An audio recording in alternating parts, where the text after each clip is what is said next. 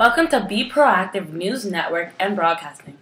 I'm news specialist Sydney Victoria. On today's segment, we are here to discuss the national bestseller with over 2 million copies sold, Sean Covey's The 7 Habits of Highly Effective Teens.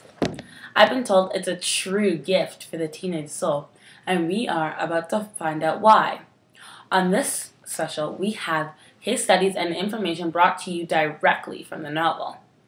I'm going to pass it on to Sarah Morris, our new anchor and Covey specialist, to take it over from here.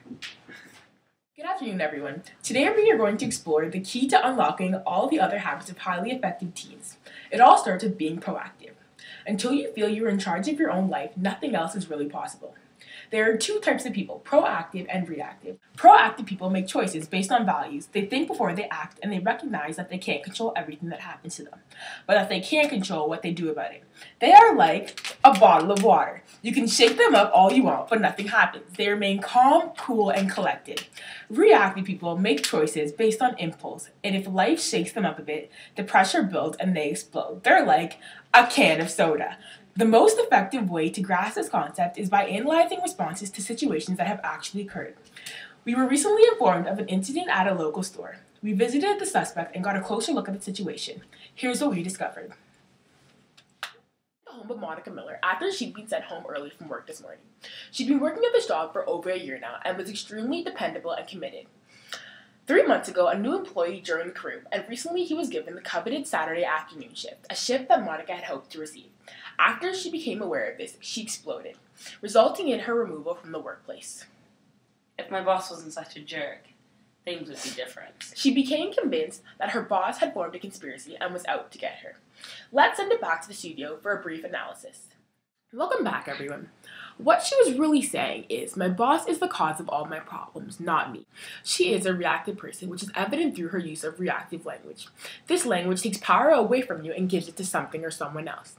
She made the reactive choice of becoming convinced her boss had it in for her, rather than the proactive choice of talking to her supervisor about why the new employee got a better shift. After recent studies and tests performed, we have come to the conclusion that she was displaying the signs of the victimitis virus.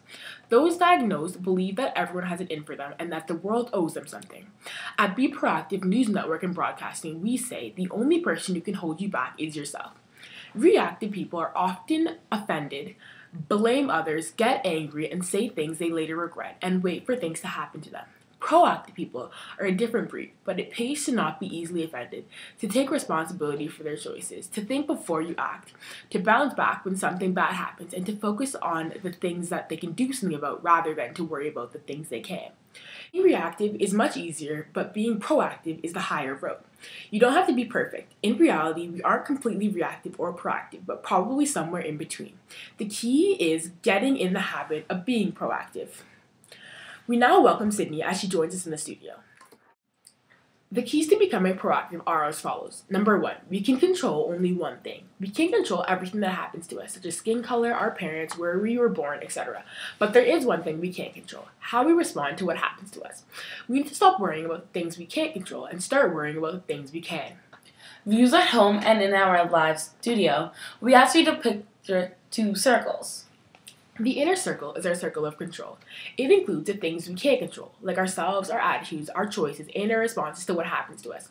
Surrounding the circle of control is another circle of no control. It includes the endless amounts of things we can't control. Now, what will happen if we spend our time and energy worrying about the things we can't control, like a rude comment or a past mistake? We have a caller from our at-home audience. Let's hear what they have to say. If we worry about these things, we'll feel even more out of control. Exactly. Be proactive and focus elsewhere. By doing this, you'll experience inner peace and gain more control of your lives. Thanks for calling and enjoy the rest of your day. Number 2, we need to turn our setbacks into triumphs. When things don't go the way we want, it is up to us to control how we respond. Every setback is an opportunity for us to turn it into a triumph. It's not what happens to you in life, but it's what you do about it. Brad Lemley. Number 3, become a change agent. Many teens may come from messed up families and may not have anyone to pattern their lives after. They don't have an active role model in their life. Bad habits are often passed down, and as a result, dysfunctional families keep repeating themselves. Because you are proactive, you can stop these bad habits from passing on. You can become a change agent and pass on good habits to future generations. Number 4, growing your proactive muscles. You need to take responsibility for your life and gradually move from a reactive to a proactive frame of mind. Number 5, being proactive really means 2 things: taking responsibility for your life and then having a can-do attitude. Sydney will further explain this step to becoming proactive. Can-do people take initiative to make it happen. They think about solutions and options and then act.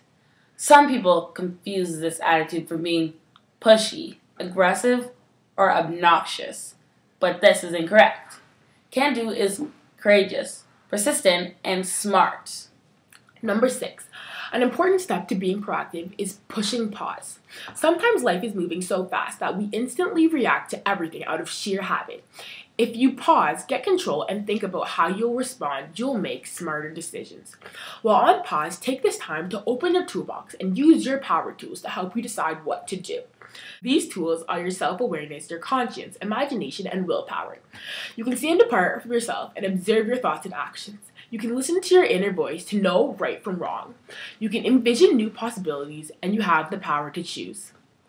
These are your ultimate tools to becoming proactive. Elaine Max sums up this topic by saying, "Whether I fail or succeed shall be no man's doings but my own. I am the force. I can clear any obstacle before me, or I can be lost in the maze. My choice, my responsibility. Win or lose, only I hold the key to my destiny." Take this info and reflect on whether you are a proactive or reactive person. Plan to use these tools in your everyday life and watch as you begin to take responsibility for your actions and responses. This concludes today's segment brought to you by Be Proactive News Network and Broadcasting.